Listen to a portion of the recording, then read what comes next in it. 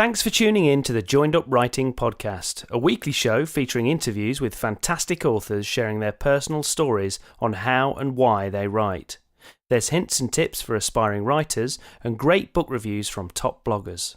Follow us on Twitter at JU Podcast. Right, cue the cheesy theme tune. Put down your pen and stop your typing. Grab yourself a drink, cause it's Joined Up Writing. Yep, hello and welcome to the Joined Up Writing Podcast, where a little procrastination can go a long way. I'm Wayne Kelly and it's episode 80 with Juman Malouf talking about her excellent middle grade book, The Trilogy of Two. Juman is such an interesting guest with a background that includes fashion and art as well as costume and set design. Her book is beautifully written and illustrated, and it was fascinating to hear how she works as well as her own journey into writing. There'll also be time for another trip to Book Bloggers Corner with a brand new addition to the show, Emma Rose Hollands, and her review of The Plastic Magician. But first, a little catch up from me. I'm finally coming to the end of a crazy period of work in my day job, which will hopefully mean I can turn my attentions back to the job at hand, which is preparing my first 3 novel chapters and a synopsis, ready to submit to an upcoming first novel competition. And last time I gave you an update, I'd made the decision to go back to the drawing board with a synopsis. Well, I did that, and whilst it's definitely better than the first attempt, it's still way over the maximum allowed word count, which is 600 words for this particular competition, and it still feels like I'm leaving out some important information. And I can now safely say that this is the least favourite part of the whole process for me. I hate doing synopsis, but I think that I've spoken to anybody else that disagrees. I don't think there's many people who like doing the synopsis. Anyway, I'm now going to send this version to a couple of my best writing friends and see if they can help me with some of their precision feedback. And although I'm still refining them, I'm pretty happy with the actual early chapters, and I'm confident they'll be shipshape in time for the deadline. It was interesting talking to Juman in relation to the amount of time it took her to complete her first book, which was around 10 years, but a lot of that was also because she has got a busy non-writing career and she had to continually put her novel on the back burner, and I can totally relate to this, and it's certainly taken me a lot longer than I wanted trying to get my book out into the world, which is why I've tried to impose some deadlines along the way. You know, at one point giving myself an arbitrary date to self-publish, which I've since changed my mind about, by the way, and then deciding I was going to submit the manuscript to a competition, again, just to give myself a deadline to work towards. It's definitely pushed me to work harder, even when I'm struggling to fit the work in around my day job. But what about you? Does any of this resonate with you? If you're trying to fit in your fiction writing around another career, how do you manage things? How do you stay focused and productive? Have you got any help or advice you want to share? Well, get in touch by tweeting me at JU Podcast or drop me a line at wayne@waynekellyWrites.com, because I'd love to hear from you. Right, let's get to today's main interview with Juman Malouf. Juman was born in Beirut, Lebanon, and grew up in London. She graduated from Brown University with a BA in Fine Arts and Art History. Later, she received an MFA from the Tisch School of the Arts for Set and Costume Design. She's designed and illustrated for theatre and films, including the Grand Budapest Hotel and Moonrise Kingdom, and worked in fashion both in the US and Europe.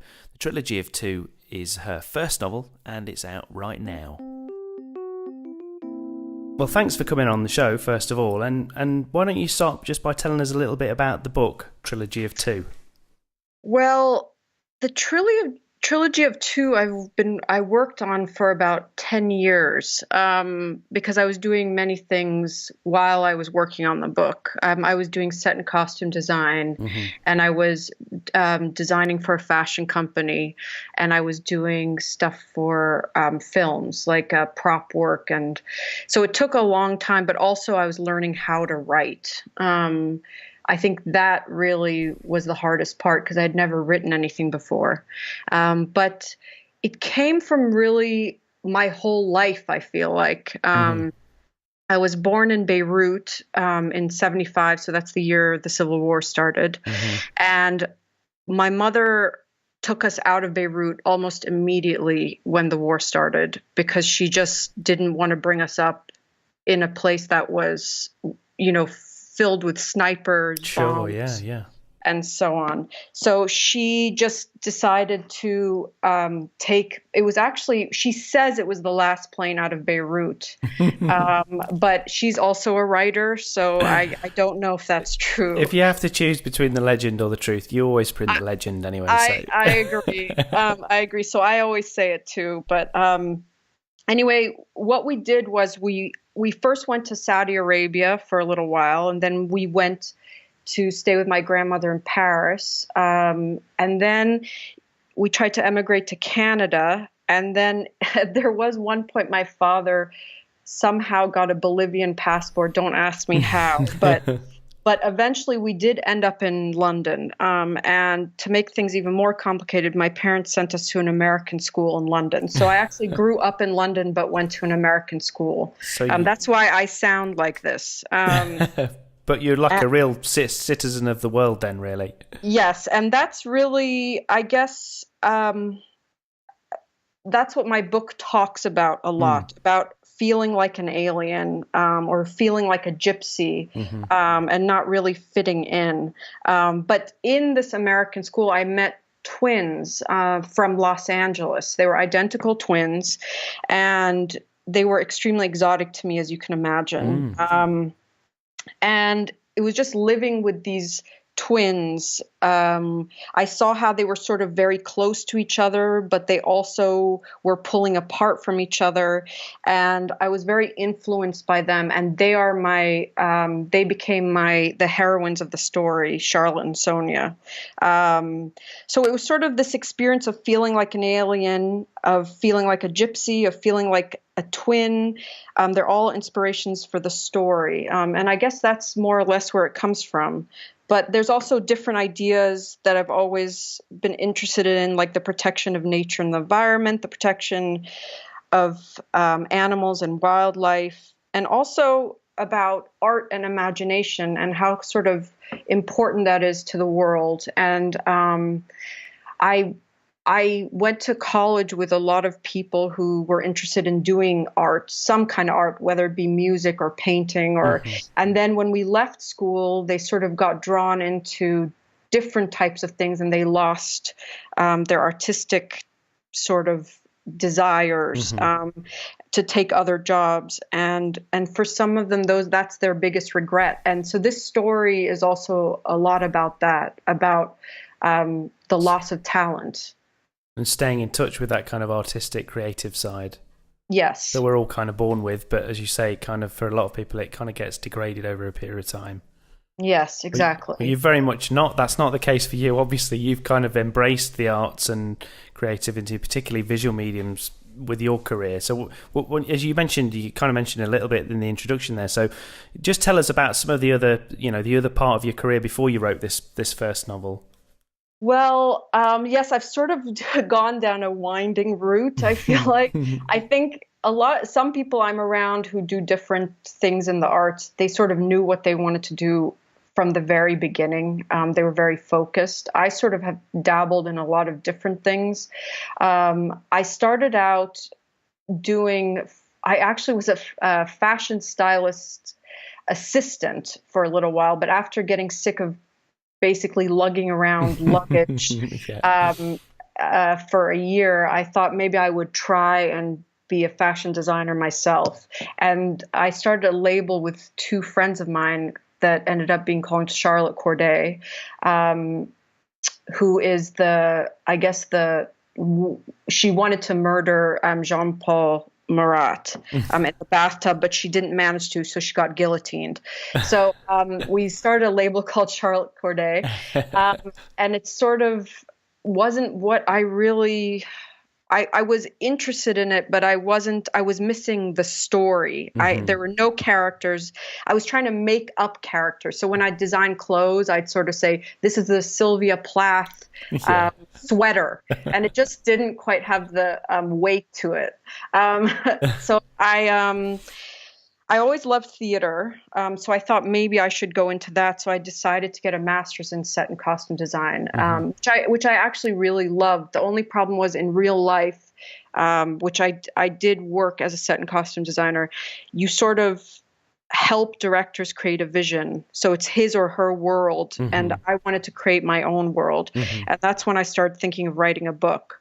And writing was sort of a touchy subject because my mother is a writer, as I mentioned before. Yeah. And I sort of didn't want to do anything that was sort of, I was the visual person. She was the writer. I know what you're saying. That was her thing. This was your thing, kind of thing. Yeah, exactly. So I sort of stayed away from it. But then I thought, well, I want to try it. And actually, the funniest thing is when I once went to a tarot card reader and they told me, I mean, I think I was 18 or something. They said, you will do what your mother will do. I'm sure they say that to everyone. But I laughed and said, oh, that's not going to happen. But I guess she was right. In a way. Yes, in a way. Exactly.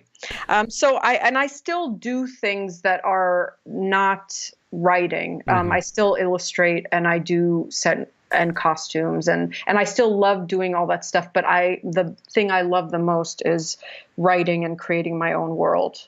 Absolutely. Well, I suppose the thing that kind of comes through from all the things that you said there, including when you started the fashion label, was this kind of desire to tell stories one way or another and create characters. So I guess, as you say, it's almost like you were fighting it for a period of time. Exactly. I guess that's what people do. They fight their parents and then they end up being like them. Yeah, it comes to us all in the end, yeah. Yes, it does. It's especially if you've got children and it's the first time that you hear yourself saying something to your child and you think, oh, that's my father or my mother or whatever. I know exactly. That's happening to me. I have a 2.5-year-old and that's what I do every day. Yeah, it's very difficult. I have to say the great thing about writing to me is because I like so many different artistic fields and mediums, I feel like I love writing because it feels like I'm not wasting anything. Like you can use your memories from like 10 years ago or some thought you had the other day or something you've seen on a street, like an old woman's hairstyle or so something that seems so unimportant then can show up while you're writing. So it's almost like you're using everything that you see every day and everything that you have thought in your life. It's sort of makes me feel like a useful being. Definitely. Nothing is wasted is the saying. Yeah. So you mentioned that you talked about theatre and film and set and costume. So as you said, a lot of the time you're having to deal with someone else's vision, whether it be a theatre director or film director or whatever it is. But you essentially you were creating these worlds. We talk a lot about world building in writing, obviously, but you were doing it in quite a literal sense because you were creating these places for characters to inhabit for the length of a play or a film or whatever. So did you find that? I know it sounds like an obvious question, but were there lots of transferable skills from that when you started writing?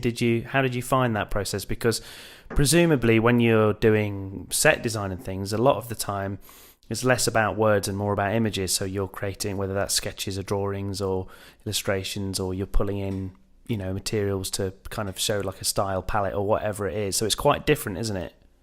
Yes. Well, actually, I feel like to me, it feels more related than you would think, because I feel like these are all tools in telling a story. So the way I think about it is I use the same technique, for instance, to start writing a book as I would for designing a costume or making an illustration. I start with images. And images, for instance, when I started writing this book, Trilogy of Two, I was living in New York and there's a place called the Picture Collection. And I learned about the Picture Collection from going to university, and it has now moved, but it was in the Mid-Manhattan Library, and I think it was a third floor. Now I don't remember, but you'd go up there, and there were about 100,000 folders, and with 12,000 headings, and the folders were filled with cutout pictures from books and magazines starting from around 1915. So you would just see all these images. So you'd look up, let's say, tattoos, and you'd see images people had cut out from 1915 onwards. And I think in this collection, I found images of an ancient forest, of a dried up sea, of a woman covered in tattoos, of two girls called Charlotte and Sonia. So these images became the settings and characters in my developing story. And that's how I would start. It's the same way of how I would start designing a set or a costume. I first look at an image.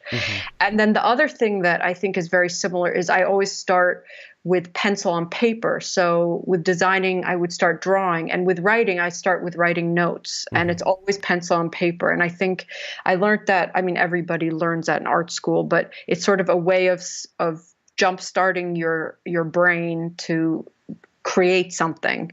And so I never start when I write with a computer, typing with a computer. I always start with pencil and paper. And so I think that's all related. So the way I would start designing for set and costume is literally the way I start writing a book. And also set and costume was always about using my imagination to create a new world. And I think I do that with writing as well. Absolutely, yeah. Well, you definitely do.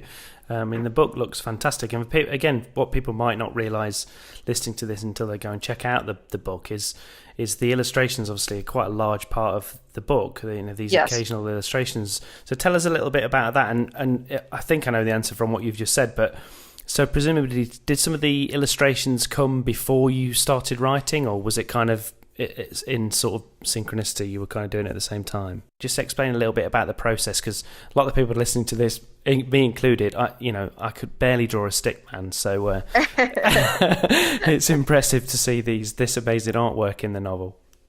Well, actually, I was always interested in illustrations in books, but mostly I was very interested in Victorian illustrations, like, for instance, in Alice in Wonderland, or in Arabian Nights. I think it was the Dazel, I don't know how to say their name, but the Dazel brothers, and in Charles Dickens' books. So these sort of illustrations that are etching, so they're black and white, and there's not that many of them.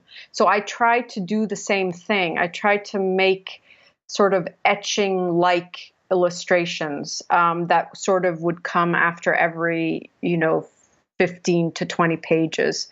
So I sort of was inspired by those books, but also it goes back to the set and costume question you asked earlier.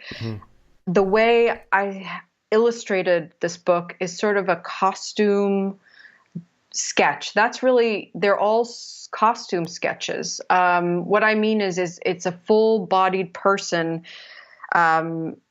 wearing very designed clothes. So I feel like the root of the drawings come from how I learned to draw costume sketches, and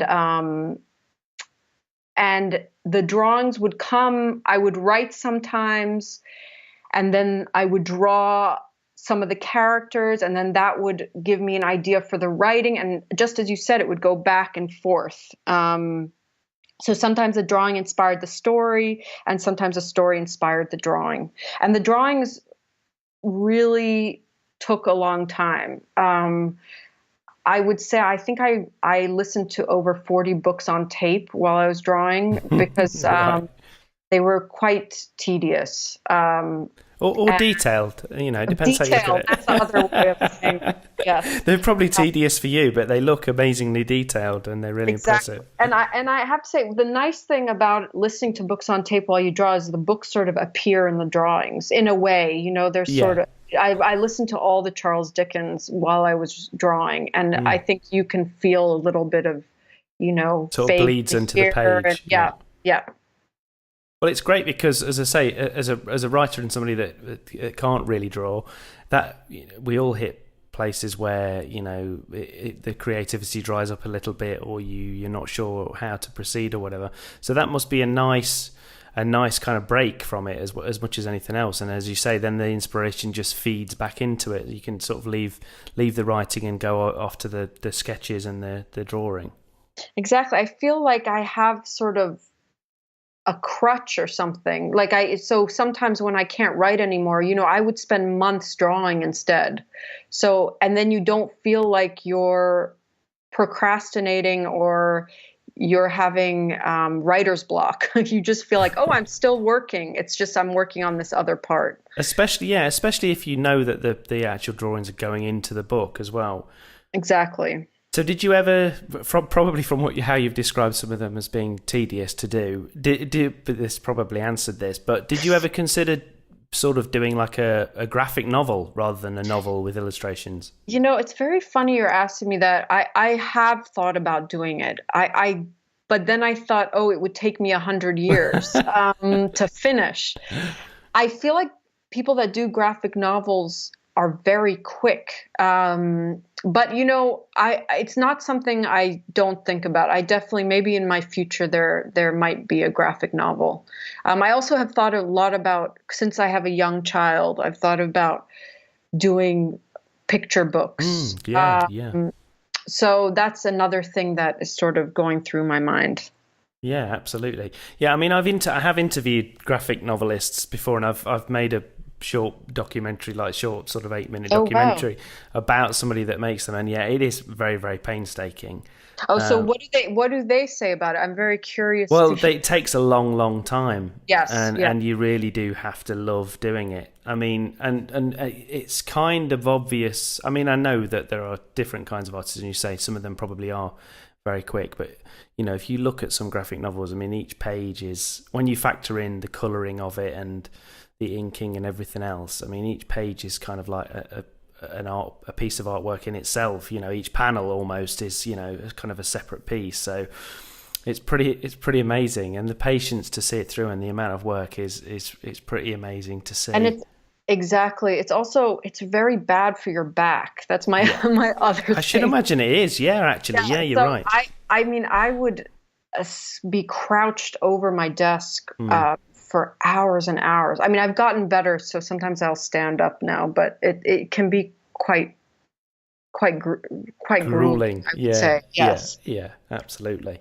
So whether when you were growing up, were you, I mean, you've mentioned like Charles Dickens and things like that, were there children's books that kind of inspired you, or that you kind of drew on when you did this? Or, I mean, did you know right from the outset that you were going to write a children's book, or did you just have this story in your head and you wanted to tell it? Well, it's funny because I think I've always loved children, because when I was young, like most other children, I'm sure, I wanted to have a school and teach children, and be a teacher. And then I wanted to be a librarian. So I think I've always liked the idea of doing something with children. But also the books I most loved were sort of fantasy books, and books that people really use their imagination to create worlds. And even as an adult, those are the books I remembered. And I think if you ask most adults, because I think many adults don't read as much as children do. And those are the books maybe that are still, in their minds, the books that they read when they were young. So, I mean, I loved Roald Dahl like most people. I loved Alice in Wonderland. And that's also, I saw the original one that he wrote. Which he illustrated as well, the Alice's Adventures Underground. I think it's at the British Library, and you can actually go see it. But it's incredible. He drew these amazing pictures along with his writing, and all his writing is by hand. And that's very much influenced me, seeing how his illustrations interacted with the text, because he really uses text and the drawing to shape things, shape what happens, when she drops down the hole, things like that. So he was a huge influence on me. But there's also someone, I think he was English, Leon Garfield. I don't know if you remember those books, but he sort of wrote historical fiction for children. No, and there was one particular one called Blackjack. And that one I loved. There was a giant in a circus, a dark forest, a mad young girl named Belle. It was made into a movie at some point, but I loved his books. And I mean, many books, and especially now with a child, I've been reading all the picture books, the Richard Scarry, Edward Maurice Sendak. There's this great illustrator that I love called Jan Brett, who did a wonderful version of The Owl and the Pussycat. So it's nice to revisit all these books from our childhood with a child. Yeah, it's great. You sort of, as you say, reliving it again. That's the chance that you get, isn't it, when you have a child? Yes, exactly. To go through that. And so you mentioned Roald Dahl, and and again, with your book to a certain extent, there's that kind of darkness that's in, I think, all the best, well, probably all the best literature, but definitely all the best children's literature. And it's not always, a lot of more recent authors, it's not always there, that kind of darkness, or children are sort of spoken down to or whatever. How important was it for you that you kind of have that kind of that edge and that kind of those kind of dark forces and that little bit of that shade, if you like? I think that was one of the most important things to me. Mm-hmm. I feel like I think children gravitate towards it. Even my child now, they always want to know about the witch or the evil stepmother, mm-hmm. or, and I think it's a way of sort of being truthful about the world, and in a more lighthearted way. So, it's a way of showing that there is sort of this darkness that comes with all the light and joy and happiness. So it was very important to me. And I think that's why I like Dickens so much, because I feel like he's very good at doing wicked characters, mm-hmm. and they're very thought out and complex characters. They're not one dimensional at all. And so that was really important to you. So you mentioned this probably took sort of best part of a decade by the time you kind of got around to it, fitting it around obviously your busy career and everything. How did you manage to juggle that? Because it is difficult, especially I think sometimes it's more difficult if you've got a creative career as well that you're working around, because I think creative energy is one of those things, isn't it? You kind of spend it in your day job, and if you're not careful, when you sit down to do your own project, it can be difficult, can't it? It can be. I find getting these things done very hard. That's why I'm writing my next book, and I'm trying very hard not. I want to make sure it doesn't take 10 years. So I'm trying very hard to just keep at it and keep just plugging away. So I don't want to be. I can't take another 10-year. The length of time was just too long. Yeah. But I think. I guess what I've learned is you sort of have to work on it every day, even if it's for 10 minutes, because then you sort of get out of it a little bit. Mm-hmm. If you stay in the world, it sort of beckons you back. Mm-hmm. If you've gone away for a little too long, it can kind of allow you to stay away. So I'm very careful about not letting a week go by or something where I don't sit down and write, even if it's for an hour. I just think it needs to kind of stay inside you. Yeah, I think it's I always think of it, it's a little bit like a portal or something. It sort of closes if you leave it too long, and then it gets very difficult to find it and get back into it again. And you can spend a lot of time rereading stuff that you've written and trying to get your head back in the world and remember the characters, and that's not time that you're spending writing, obviously.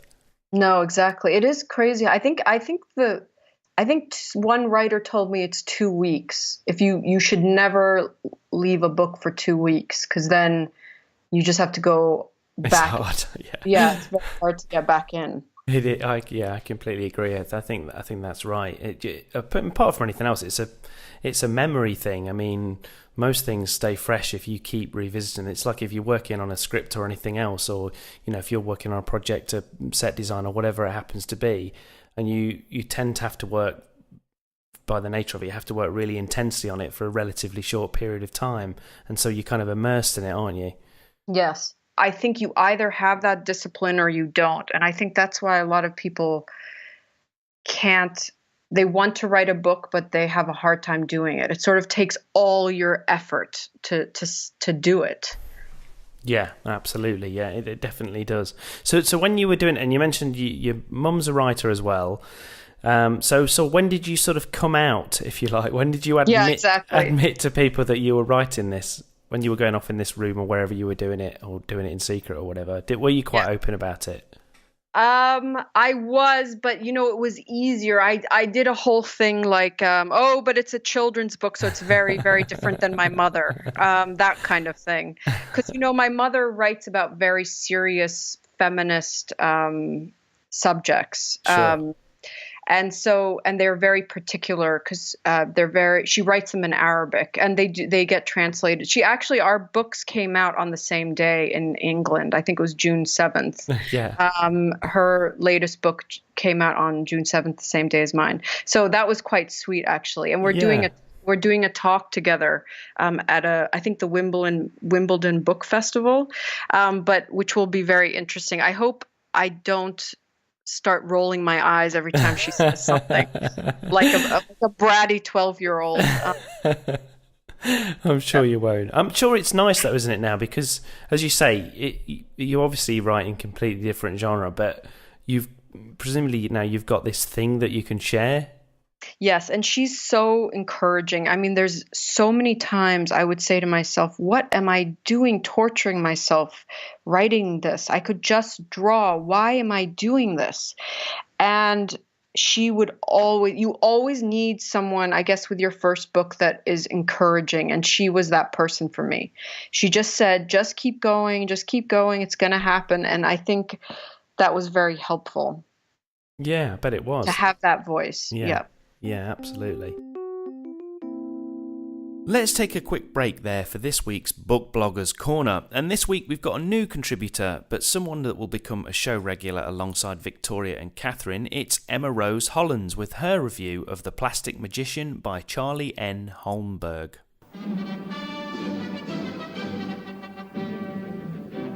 This is the BBC Book Bloggers Corner. You know what I love most about speculative fiction? When I put the book down, or turn off the TV, or stop binge-watching Netflix for the 8th time that week, the wonders of the imaginary world follow me into normal life. Like the author, I begin to ask, what if, everywhere I go? What if I could fly? What if I could turn invisible? What if I could bend plastic to my will? The Plastic Magician by Charlie N. Holmberg did this to me, and it achieved it in a way I did not expect. The novel follows the story of Alvy as she arrives in London to begin her training in polymaking, the magical discipline of enchanting plastic. With this new form of magic, Alvy is determined to make many new discoveries, and luckily for her, she's studying under the world-renowned magician and inventor, Marion Praff. Alvy brings a fresh perspective to her mentor's work, and together they discover a breakthrough that could forever change polymaking and the world. But when an envious rival learns of their plans, he hatches a sinister plot to steal their invention for himself. The Plastic Magician presents a world that blends engineering and machinery with childlike wonder and mystery. Every inch of this world, from the streetlights to the jobs to the culture, is lovingly crafted through the lens of rose-tinted steampunk goggles. The protagonist, Alvy, is incredibly intelligent and incredibly likeable, even if her dorky narration and clumsy exterior tries to fool you. She's relatable from beginning to end, and Charlie Holmberg did a really good job balancing her magical talent with her character flaws. Alvy is by no means perfect, but gosh darn it, she doesn't need to be. I honestly fell in love with her by page 3, and I have no doubt that others will too. The plot is perhaps a little predictable, but it's the good kind of predictable, the same way a fairy tale or a slice of life show is predictable. You don't need shocking plot twists or character deaths or life-shattering events that are happening all the time. You're in it for the charming world, the magic, the adorable relationships, and the adventure of one girl trying to be the best at what she loves. At the end of the day, this is a story about passion. It's a story about following your dreams and against the odds or the rivals trying to get in your way, achieving them to the best of your ability. The road might not be how you expect it to be, but if you're doing what you love, then you'll find a way through. And honestly, I believe that's a wonderful story to tell. Book Bloggers Corner. Okay, that's The Plastic Magician by Charlie N. Holmberg, reviewed by Emma Rose Hollands, and you can find more of Emma's reviews and blogs over at whywordswork.wordpress.com, and you can also follow her on Twitter at @ERHollands. Okay, let's get back to my chat with Juman Malouf, where I asked Juman about how she deals with the description in her novel. Again, you come from this design kind of background, and you're very obviously a very visual person. I really like the section on your website, by the way, with your inspirations and all your visual inspirations. So you can see that's a big part of what you do. But I noticed the description in your book is really, really evocative. How did you find? Was that something that just came naturally to you when you started writing, or? Because I should imagine that if you're predominantly, at least when you start out, quite a visual person, and you're used to just drawing your ideas rather than explaining them in longhand, how did you find that? How did you find the description side of things? Presumably, if you're having a conversation with a theatre director or whatever, I'm guessing that a lot of the time you would just draw an idea, or you'd pull images from something. So you kind of go in. It's a kind of different medium. Or did you just find that you were naturally fine with that? Was it something that you had to work at? It's funny. I had problems most with dialogue, and I think it's because of my set and costume background. I liked describing the set, or the place, or the land, or the city. I liked creating that visually. That felt like something I could do. It was more for me having real dialogue that was hard, and making the characters feel real. I think that like even describing their clothes, that was something I got really into, because it was something I felt like I've designed the clothes, I've drawn the clothes, I can I can describe it. Where I think maybe some writers don't have that. They absolutely they describe it less in detail. It's just something that I'm interested in, and because I think clothes tell a lot about people, and so I use that to my advantage. And the same with setting.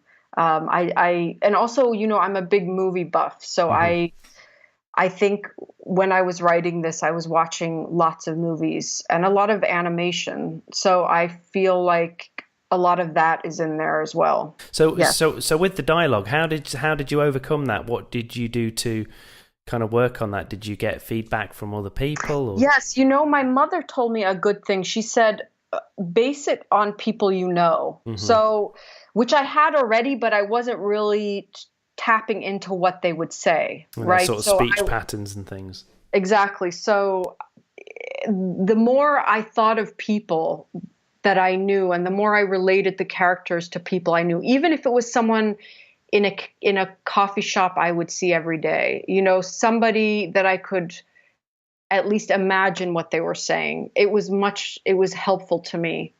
And also, one writer told me a good thing is always to add smell, like for a setting of people, because that's a sense I think sometimes people maybe forget to talk about, and it does help. Like if somebody is perfumed, or it just gives more. It gives more detail to the characters and to the settings. Absolutely, yeah. It tells you a little bit more. It's another kind of version of show, don't tell, isn't it? Exactly. Yeah. And on that subject, have you got any plans or are there any plans to adapt the book for screen at all? Or?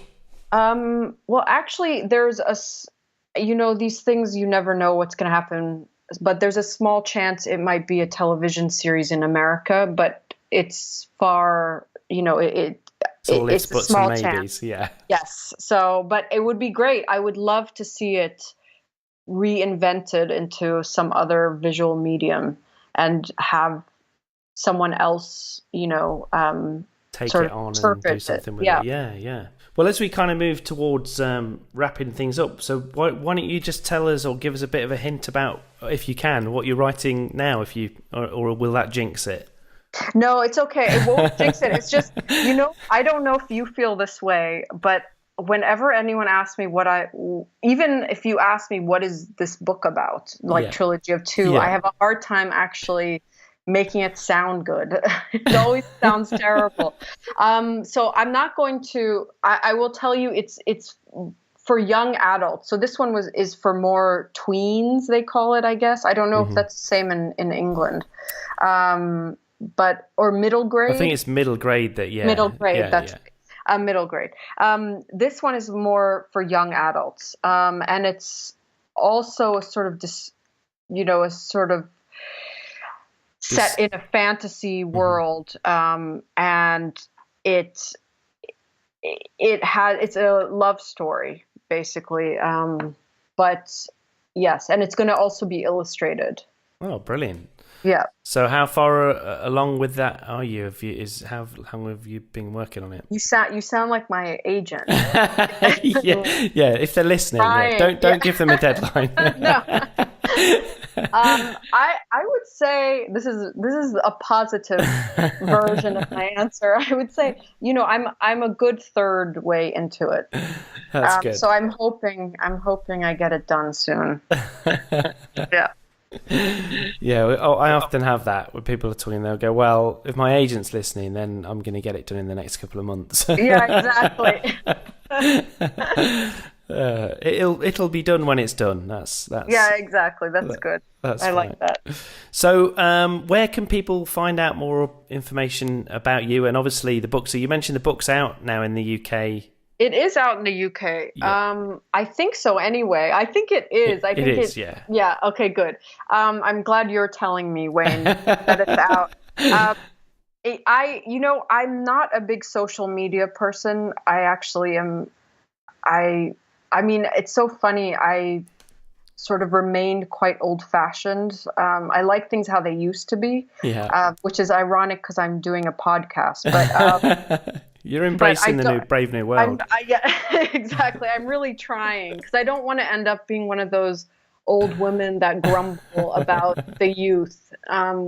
So I only really have a website under my name, Juman Malouf, and that's basically it. Well, that's okay. Well, I'll put that in the show notes. Yeah, and then I also have a trailer, which was really fun to do, and that's on YouTube. Yeah, that's great. I checked that out as well. And then, as you say, we haven't really given an actual too much in the way of plot for the book. But if people go and check out that trailer, they'll get a better idea. Yeah, definitely. But it's an amazing looking book as well, and people should definitely check it out. But really appreciate you coming on and chatting to us, and best of luck with the UK release. Thank you so much. It was such a pleasure. Okay, thanks again to Juman, and you should definitely check out Trilogy of Two. The writing is lyrical and atmospheric, and the illustrations are excellent. And I'll put all of those links in the show notes over at joinedupwriting.co.uk. Well, that wraps things up for another week, but don't forget you can find the entire back catalogue of interviews on the website, and make sure you subscribe at Apple Podcasts, Stitcher, Spotify, Overcast FM, or wherever else you get your podcasts, and then you can have the show downloaded automatically every week. Also, remember to get in touch with all your writing news, views, questions, comments, guest suggestions, or anything else, and you can tweet me where you're listening or why you enjoy the show, and I'll give you a mention in a future show. Until then, thanks for listening. I'm Wayne Kelly. Happy writing and reading, and I'll see you next time.